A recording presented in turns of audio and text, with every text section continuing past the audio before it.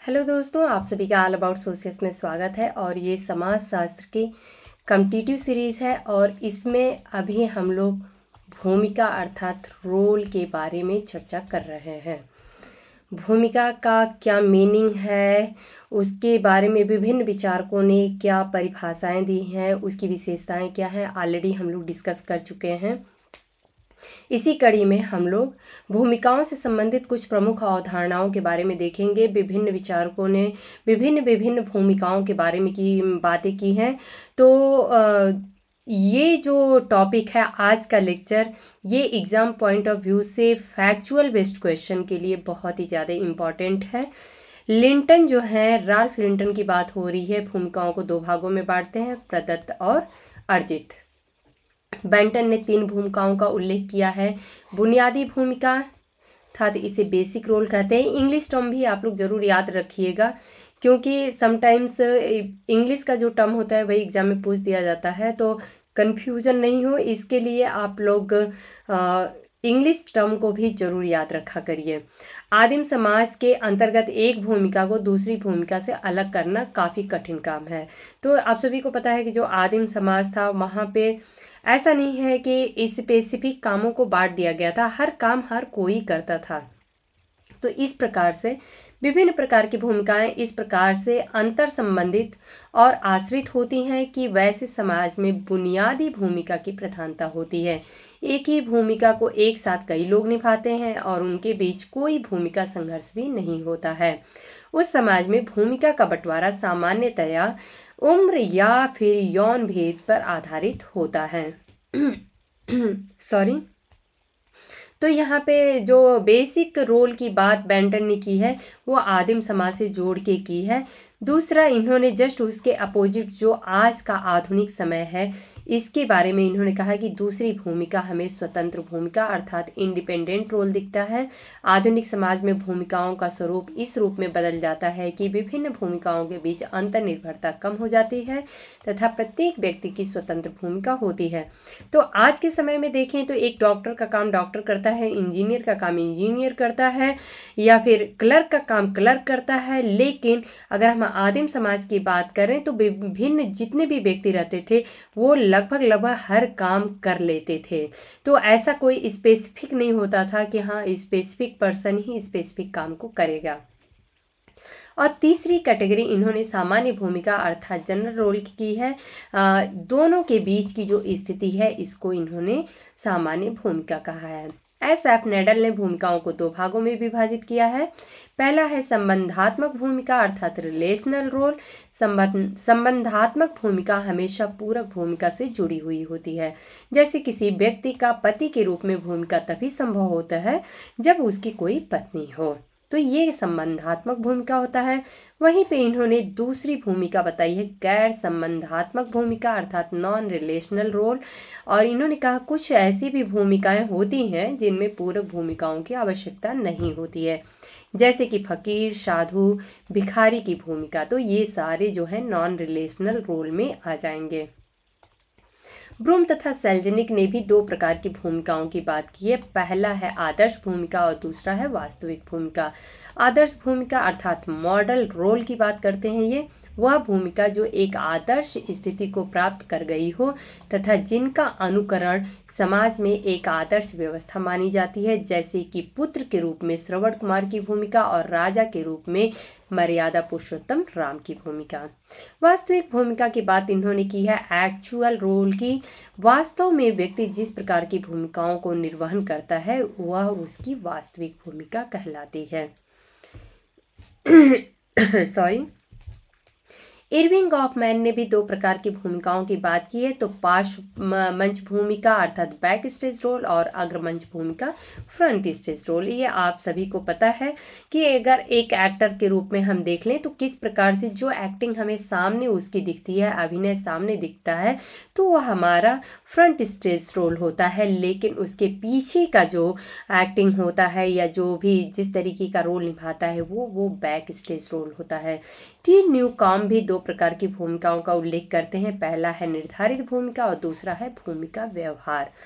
निर्धारित भूमिका को इंग्लिश में प्रिस्क्राइब्ड रोल कहते हैं। एक भूमिका जो सांस्कृतिक मानदंडों द्वारा परिभाषित है, अर्थात पहले से ही वो निर्धारित है, तो इसकी बात टी न्यूकॉम करते हैं। और दूसरा भूमिका व्यवहार अर्थात रोल बिहेवियर की बात करते हैं कि एक विशिष्ट भूमिका में किसी विशिष्ट व्यक्ति द्वारा किए गए व्यवहार को भूमिका व्यवहार कहते हैं। सॉरी। भूमिका दूरी role distance very very important, Erving Goffman के द्वारा दिया गया है। जब व्यक्ति द्वारा एक ही भूमिका का निर्वहन करते रहने से निरस्ता का प्रादुर्भाव होने लगता है, जिनसे बचने के लिए व्यक्ति कुछ समय के लिए उस भूमिका से दूर हो जाता है ताकि दोबारा फिर से नई ऊर्जा व उत्साह के साथ अपनी भूमिका का निर्वहन फिर से कर सके, तो इसे भूमिका दूरी कहते हैं। यह अस्थायी व अस्थायी भी हो सकता है। ये यहाँ पे आप लोग कट कर दीजिएगा, अस्थायी व अस्थायी भी हो सकता है। जैसे कि अगर फॉर एग्जांपल बोलें कि अगर कोई एक आईएएस ऑफिसर है और वो पूरे साल काम कर करके बोर हो गया है, तो सोच रहा है कुछ समय के लिए मैं छुट्टियां ले लूं और उसके बाद से थोड़ा सा मूड चेंज हो जाएगा, जगह चेंज हो जाएगा, हम थोड़ा एंजॉय कर लेंगे, उसके बाद से फिर आके हम अच्छे से अपना काम कर सकते हैं, तो इसी को भूमिका दूरी कहते हैं। संपूर्ण संस्थान अर्थात टोटल इंस्टीट्यूशन, ये भी कॉन्सेप्ट इरविन गॉफमैन के द्वारा दिया गया है। समाज में कुछ ऐसी संस्थाएं होती हैं जो व्यक्ति के व्यक्तित्व निर्माण में अहम भूमिका निभाती हैं, जिन्हें संपूर्ण संस्थान कहते हैं, जैसे कि सेना, जेल, आश्रम, पागलखाना, स्कूल एवं महाविद्यालय और छात्रावास आदि। तो यहाँ पे क्या होता है कि एक बच्चा या व्यक्ति जो बोले एक अपने लाइफ का मैक्सिमम टाइम यहाँ पे बिताता है और यहाँ से ही उसकी अपनी खुद के जो पर्सनालिटी है, व्यक्तित्व है, वो निखर के आता है। तो इसके लिए इरविंग गॉफमैन ने इसे टोटल इंस्टीट्यूशन कहा है। भूमिका पालन अर्थात रोल प्लेइंग, यह कॉन्सेप्ट जीएच मीड के द्वारा दिया गया है। जब एक व्यक्ति समाज द्वारा निर्धारित प्रतिमानों के अनुरूप अपना भूमिका निभाता है तो उसे भूमिका पालन कहते हैं। जैसे शिक्षक के द्वारा कक्षा में पढ़ाना, शिक्षक का काम है कि कक्षा में जाके और जो भी विद्यार्थी हैं उन्हें अच्छी तरीके से पढ़ाएं। और विद्यार्थी का क्या कर्तव्य है, तो विद्यार्थी का कार्य है कि अनुशासन पूर्वक कक्षा में पढ़ना, तो ये भूमिका पालन कहलाता है। भूमिका ग्रहण, भूमिका ग्रहण या आत्मवाचक भूमिका ग्रहण भी इसे बोलते हैं। रोल टेकिंग या फिर रिफ्लेक्सिव रोल टेकिंग एक ही है, आप लोग कंफ्यूज नहीं होइएगा। और ये कॉन्सेप्ट भी जीएच मीड के द्वारा दिया गया है। भविष्य में मिलने वाली भूमिकाओं को निभाना सीखना या नई भूमिका प्राप्त होने पर उसके अनुरूप आचरण करने का प्रयास करना भूमिका ग्रहण कहलाता है। जैसे कि अगर किसी लड़की की शादी हो जाती है, वो ससुराल जाती है, बहू के रूप में उसको एक नई भूमिका मिल जाती है और फिर वो उसको निभाने लगती है, तो इसी को हम भूमिका ग्रहण कहेंगे। और इसी को मर्टन ने अग्रिम समाजीकरण या फिर एंटीसिपेटरी सोशलाइजेशन कहा है। अभिनय की भूमिका प्लेइंग एट रोल, ये कॉन्सेप्ट भी जीएच मीड के द्वारा दिया गया है। इस प्रक्रिया में व्यक्ति किसी अन्य पात्र की भूमिका का अभिनय करता है। उदाहरण के लिए किसी व्यक्ति द्वारा गांधी जी की भूमिका का निभाना, या फिर हम देखेंगे छोटे बच्चे जो होते हैं तो जब खेलते हैं तो डॉक्टर की भूमिका निभाते हैं, या फिर टेलर की भूमिका निभाएंगे, या फिर पेशेंट की भूमिका निभाएंगे, तो किसी दूसरे की भूमिका को एक्ट करना। समटाइम्स हम लोग देखते हैं कि पुलिस बन जाते हैं, पुलिस चोर बन के खेलते हैं, तो इस तरीके की अलग अलग भूमिकाएं निभाते हैं, इसी को अभिनय की भूमिका कहते हैं। भूमिका वंचन रोल डिस्पोजिशन, ये क्या होता है, जब एक व्यक्ति एक परिस्थिति को छोड़कर दूसरी परिस्थिति को धारण करता है तो उसे अपनी पहले की परिस्थिति से संबंधित भूमिका त्यागनी पड़ती है। अब जैसे कि कोई व्यक्ति है, अगर वो क्लर्क है, क्लर्क के बाद अगर उसका प्रमोशन होके और फिर मान लेते हैं कि दूसरे पोस्ट पे जाता है, तो सॉरी कलर की भूमिका उसने छोड़ दिया है। नेक्स्ट मान लेते हैं कि उसको मैनेजर बना दिया जाए अगर सीधे, तो वो मैनेजर की भूमिका से पहले कलर की भूमिका जो है वो उसे छोड़नी पड़ेगी और उसे ही भूमिका वंचन कहते हैं। एक भूमिका को त्याग कर दूसरी भूमिका ग्रहण करने की जो बीच की स्थिति है उसको भूमिका संक्रमण कहते हैं। तो ये है कि ना हमने उसको पाया है, दूसरी भूमिका को हमने एक्सेप्ट भी नहीं किया है, या वो हमें अभी मिली भी नहीं है और पहली हमने ऑलरेडी छोड़ चुके हैं। तो जैसे है कि कोई व्यक्ति एक नौकरी छोड़ लिया है और दूसरी नौकरी उसे अभी नहीं मिली है, या मिल गई है लेकिन उसने अभी ज्वाइन नहीं किया है। तो एक नौकरी तो उसने छोड़ लिया है और दूसरी नौकरी उसने ज्वाइन नहीं किया है, तो दोनों के बीच की स्थिति जो है इसी को भूमिका संक्रमण कहेंगे। असफल भूमिका, रोल फेल्योर, राल्फ लिंटन के द्वारा दिया गया है। एक पद या परिस्थिति धारण करने के फलस्वरूप व्यक्ति संबंधित भूमिका को सही तरीके से नहीं निभा पाता है तो उसे असफल भूमिका कहते हैं। तो अगर किसी व्यक्ति को कोई पद या परिस्थिति समाज में दी गई है और अगर वो उससे संबंधित सही से भूमिका वो नहीं निभा पा रहा है तो फिर उसे रोल फेल्योर कहते हैं। रुग्ण भूमिका, सिक रोल जो है पार्सन्स के द्वारा दिया गई है, इसी को इन्होंने रुग्ण भूमिका कहा है। और विकलांग भूमिका या भूमिका विकलांगता अर्थात हैंडीकैप रोल HD क्रिक के द्वारा इसे कहा गया है। सिक रोल की अवधारणा सर्वप्रथम यदि बात करें तो LJ हैंडरसन के द्वारा 1935 में दिया गया था। तत्पश्चात पार्सन्स के द्वारा 1951 में इसका उल्लेख किया गया है। तो अगर सबसे पहले आ जाए कि सिक रोल की अवधारणा किसके द्वारा दी गई है तो ये LJ हैंडरसन के द्वारा दी गई है। भूमिका प्रवणता क्या होता है तो रोल डिस्पोजिशन, किसी विशेष भूमिका के प्रति लगाव, बहुत ज़्यादा लगाव हो जाना ही भूमिका प्रवणता कहते हैं। इसको कट कर दीजिएगा आप लोग।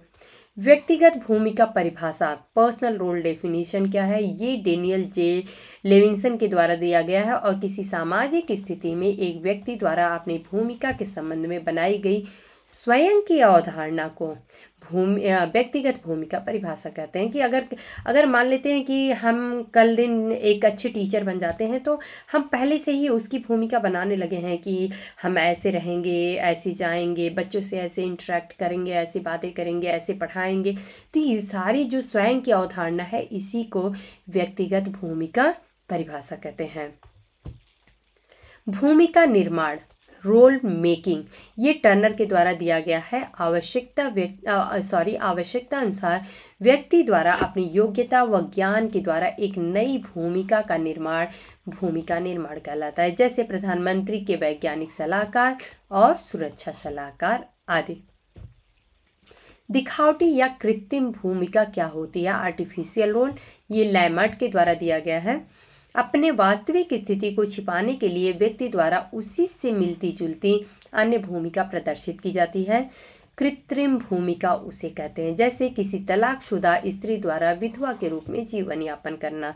तलाकशुदा हो गई है, फिर उसको सिंदूर लगाना नहीं है, तो ये जस्ट लाइक एक विधवा की तरह वो अपना जीवन यापन कर रही है। हालांकि विधवा नहीं है लेकिन विधवा की तरह जी रही, तो इसी को हम दिखावटी या कृत्रिम भूमिका कहेंगे। भूमिका संघर्ष, रोल कॉन्फ्लिक्ट, राल्फ लिंटन के द्वारा दिया गया है। एक ही समय में दो असंगत भूमिकाओं का उपस्थित होना तथा दोनों के संपादन का आशा करना भूमिका संघर्ष को जन्म देता है। तो जैसे कि हमें एक ही भूमिका में है, एक ही समय में है, लेकिन दो असंगत भूमिका, मुझे ये भी करना है और वो भी करना है, ऐसे कंडीशन में दोनों एक दूसरे के विपरीत हैं, इसी को भूमिका संघर्ष कहते हैं। जैसे कि एक बहुत ही अच्छा एग्जाम्पल है कि एक जज है और उसका बेटा जो है वो चोर है, तो अगर उसी कोर्ट में आ जाता है, बेटे की पेशी होती है, तो जज अपने बेटे के लिए पिता की भूमिका भी निभा रहा है, वहीं पे एक चोर के लिए वो जज की भूमिका निभा रहा है। दोनों एक दूसरे से बिल्कुल अपोजिट हैं, दोनों जो है भूमिकाएं कन्फ्लिक्ट पैदा कर देंगी जज के माइंड में, तो इसी को भूमिका संघर्ष कहते हैं। वास्तव में एक व्यक्ति की बहुल भूमिकाओं के कारण भूमिका संघर्ष पैदा होता है। तो ऐसा कहा जाता है कि जब बहुत सारी भूमिकाएं एक व्यक्ति से जुड़ी हुई होती हैं तभी भूमिका संघर्ष पैदा होता है।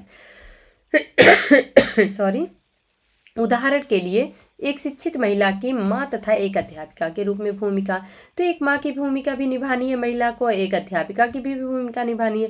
तो बच्चे को भी टेक केयर करना है, स्कूल में जाना है, उधर भी काम देखना है, तो स्कूल में पढ़ाने का भी काम देखना है, घर पे बच्चों का भी टेक केयर करना है। तो दोनों में कन्फ्लिक्ट हो जाता है, संघर्ष की स्थिति पैदा हो जाती है। भूमिका तनाव अर्थात रोल स्ट्रेन, ये विलियम जे गुडे के द्वारा दिया गया है। जब एक ही समय में एक ही परिस्थिति में, एक ही समय है, एक ही परिस्थिति है और विभिन्न दो प्रकार के दायित्वों का निर्वहन करना हो तो तनाव का जन्म होता है। यहाँ पे अब ये देख लेते हैं कि एक ही समय में दो असंगत परिस्थितियाँ संघर्ष को, एक ही समय एक ही है लेकिन परिस्थितियाँ दो असंगत हैं, वहाँ पे संघर्ष को जन्म देती हैं। लेकिन एक ही समय में और एक ही परिस्थिति में दो असंगत भूमिकाएं यदि हैं, परिस्थिति एक ही है लेकिन अगर दो असंगत भूमिकाएं हैं तो तनाव की स्थिति उत्पन्न होती है। तो ये आप लोग संघर्ष कब होता है और तनाव कब होता है, इसको आप लोग समझ लीजिएगा। मैंने एक बार समझा दिया वैसे कि एक ही समय में दो असंगत परिस्थितियां भी दो अलग अलग हैं तो संघर्ष की स्थिति हो जाएगी। लेकिन एक ही समय में परिस्थिति एक ही है और उससे उस परिस्थिति से संबंधित जो उत्तरदायित्व है या भूमिकाएं हैं वो दो कॉन्फ्लिक्ट में है, अपोजिट में है, तो फिर तनाव की स्थिति उत्पन्न होती है। प्रतिनिधि भूमिका अर्थात रिप्रेजेंटेटिव रोल, ये SF नैडल के द्वारा दिया गया है। किसी सम्मेलन या बैठक में व्यक्ति द्वारा अपने समूह का प्रतिनिधित्व करना जो कि उसकी वास्तविक स्थिति नहीं होती है, तो ऐसी भूमिका को प्रतिनिधि भूमिका कहते हैं। भूमिका जाल नडाल के द्वारा दिया गया, इन्हें नैडल, नडाल, नाडेल अलग अलग नामों से जानते हैं तो हिंदी में, जबकि SF नैडल तो ये इंग्लिश में ही है, SF नाडेल, तो ये इंग्लिश में एक ही है स्पेलिंग, बट हिंदी में कभी नडाल हो जाता है, कहीं नैडल होता है, कभी नाडेल होता है। तो ये आप लोग समझ लीजिएगा, अंडरस्टूड है। भूमिका जोड़ भी नडाल के द्वारा दिया गया है। भूमिका प्रदर्शन जो है, रोल इनएक्टमेंट, ये जो है TR सेरविन के द्वारा दिया गया है। भूमिका संग्रह अर्थात रोल रिपर्टोयर जो है, ये रॉबर्ट मर्टन के द्वारा दिया गया। इन्होंने कहा है कि जीवन के किसी अमुक समय पर एक व्यक्ति द्वारा संपादित सामाजिक भूमिकाओं के संपूर्ण योग को भूमिका संग्रह कहते हैं। यहाँ पे थोड़ा मिसटाइपिंग हो गया, ध्यान दीजिएगा आप लोग। और इसी को नडाल ने, यहाँ पे भूमिका जोड़ आप लोग देख सकते हैं, तो नडाल ने इसे भूमिका जोड़ कहा है। भूमिका संरचना क्या होता है, रोल स्ट्रक्चर राल्फ लिंटन के द्वारा दिया गया है। प्रत्येक सामाजिक व्यवस्था में अनेक भूमिकाएं होती हैं, प्रत्येक सामाजिक व्यवस्था में अनेक भूमिकाएं होती हैं जिसे नडाल भूमिका जाल कहते हैं और इन भूमिकाओं के सम्मिलित रूप को ही भूमिका संरचना कहते हैं। यहाँ पे आप लोग करेक्ट कर लीजिएगा, ये समटाइम्स मिसटाइपिंग हो जाता है। जैसे कि फॉर एग्जाम्पल यदि देखें तो एक परिवार की भूमिका संरचना में, परिवार की भूमिका संरचना की बात करें तो पति पत्नी, माता पिता, संतान और सहोदरों के बीच संबंधों के साथ साथ नातेदारी सदस्यों जैसे कि दादा दादी, नाना नानी, चाचा ताऊ आदि संबंधों से सम्मिलित रूप को परिवार की भूमिका संरचना कहा जाता है। तो भूमिका संरचना की बात करें यदि परिवार की, तो जितने परिवार में रिलेटिव्स हैं, फैमिली मेम्बर्स हैं, सबको मिला के भूमिका संरचना बनेगा। भूमिका आदर्श क्या होता है, रोल मॉडल रॉबर्ट मर्टन के द्वारा दिया गया है। किसी भूमिका का संपादन करते समय हम जिस किसी को उदाहरण के रूप में स्वीकार करते हैं उसे भूमिका आदर्श कहते हैं। बहुल भूमिका मल्टीपल रोल या मल्टी रोल कह सकते हैं, राल्फ लिंटन के द्वारा दिया गया है। एक व्यक्ति एक साथ कई परिस्थितियां धारण किए होता है और प्रत्येक परिस्थिति से जुड़ी हुई कई भूमिकाएं होती हैं। इन भूमिकाओं को ही बहुल भूमिका कहा जाता है। जैसे कि अगर एक महिला है तो वो महिला किसी की बहन है, किसी की माँ है, किसी की पत्नी है, कहीं पे टीचर है, किसी की दोस्त है। इस तरीके से उसकी अलग अलग परिस्थितियां भी हैं और उन परिस्थितियों से जुड़े हुए अलग अलग भूमिकाएं भी हैं। इसी को बहुल भूमिका कहते हैं। भूमिका प्रतिमान क्या होता है, वहीं पे रोल सेट की बात हो रही है, ये भी रॉबर्ट मर्टन के द्वारा दिया गया है। एक व्यक्ति अपनी परिस्थिति से संबंधित विभिन्न परिस्थितियों को धारण करने वाले व्यक्तियों के साथ अलग अलग प्रकार की जो भूमिका निभाता है उसकी संपूर्णता को ही भूमिका प्रतिमान कहते हैं। जैसे परिस्थिति प्रतिमान थी वैसे भूमिका प्रतिमान की बात हो रही है। तो जैसे कि एक महिला है तो अगर वो टीचर है तो उसका अपने दोस्तों के साथ किस प्रकार का रिलेशन है, उसका प्रिंसिपल के साथ, परिस्थिति उसकी टीचर की है, स्थिति टीचर की होते हुए वो अपने प्रिंसिपल से कैसे रोल निभा रही है, अपने दोस्तों के साथ, कलीग के साथ किस प्रकार के रोल निभा रही है, वहाँ पे जो क्लर्क है वहाँ पे उनसे कैसे रोल निभा रही है, जो उन बच्चों को पढ़ाती है उनसे कैसे रोल निभा रही है। तो परिस्थिति एक ही है और अपनी परिस्थिति से संबंधित विभिन्न लोगों से जो रोल निभा रही है उसी को भूमिका प्रतिमान कहते हैं। यह दो प्रकार का होता है, प्रदत्त भूमिका प्रतिमान और अर्जित भूमिका प्रतिमान। इसके अन्य दो रूपों की चर्चा मर्टन द्वारा की गई है, प्रकट भूमिका प्रतिमान और अप्रकट भूमिका प्रतिमान, अर्थात जो हमें सामने से दिखता है, डायरेक्ट मीनिंग उसका निकलता है तो ये हमारी प्रकट भूमिका प्रतिमान होती है और जो इनडायरेक्टली होता है वो अप्रकट होता है।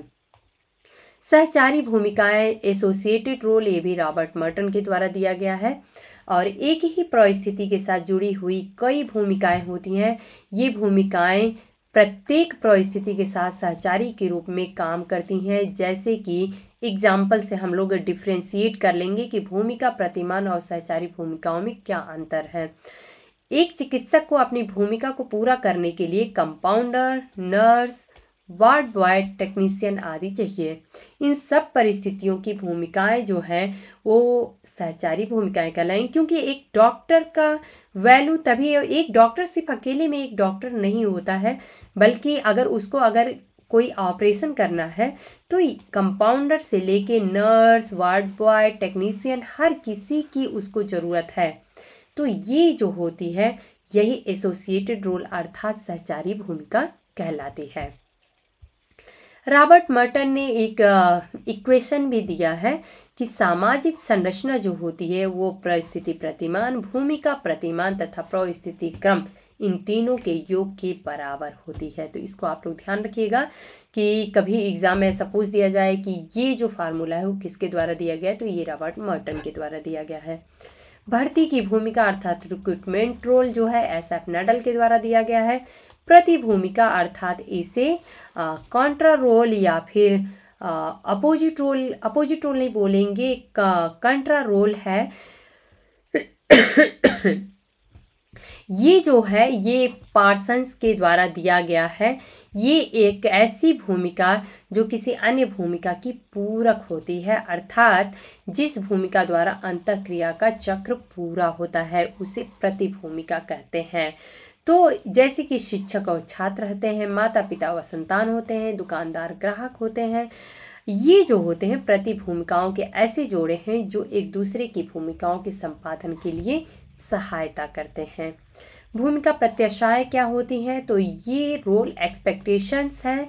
किसी विशिष्ट भूमिका के संबंध में समाज द्वारा अपेक्षित एवं इच्छित व्यवहारों अथवा प्रत्युत्तरों के संपूर्ण पुंज को ही भूमिका प्रत्याशा कहते हैं।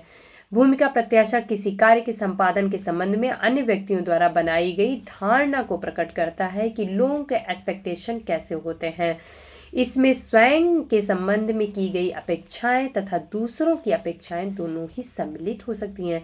कि अगर कोई हमको रोल मिला है करने के लिए, कोई हमारी परिस्थिति है उससे संबंधित जो रोल है, तो उसके बारे में मेरी क्या अपेक्षा है और कि मैं कैसे करूं और लोगों की अपेक्षाएं क्या हैं, ये दोनों की दोनों इसमें सम्मिलित होती हैं।